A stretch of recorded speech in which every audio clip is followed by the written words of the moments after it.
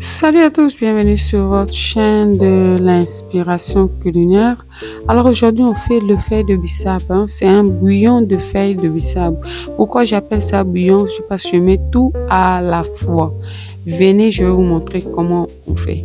Donc, dans ma marmite, je vais mettre mes feuilles de bissap ou les ngaïngaï. J'ai déjà pilé dans mon mortier. Ça vient congeler. Je vais aller faire la même chose pour mes ingrédients. Il y a de l'oignon, du poivron, la ciboulette, des tomates, tout ce que vous avez comme ingrédients. Vous pouvez mettre aussi les aubergines. Bien les piler et je mélange dans ma marmite. En tout cas, il n'y a pas match entre le blender et mon mortier. Il n'y a pas match. Il y a une grande différence.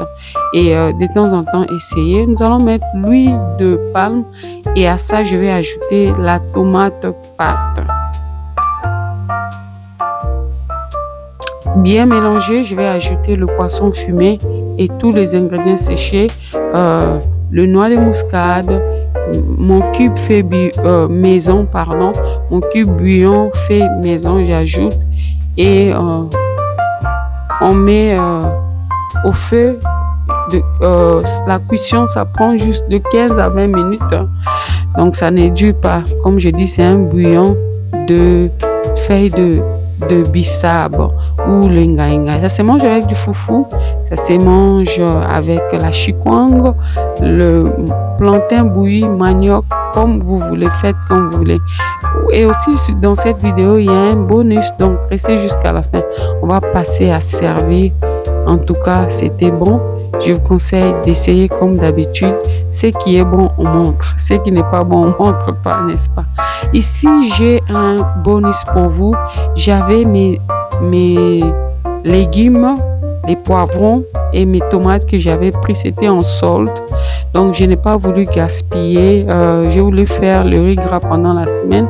J'ai utilisé cette méthode. Les Ghanéens, les Nigériens utilisent ça quand ils font leur jollof rice ou riz gras.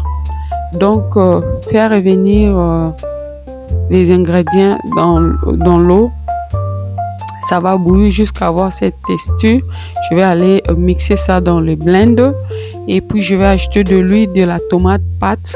Laisser ça cuire 1 heure ou plus jusqu'à ce que la sauce soit prête. L'acidité, qu'il n'y ait plus d'acidité dans votre tomate. Et vous allez garder ça au réfrigérateur pour le riz gras. En tout cas, essayez.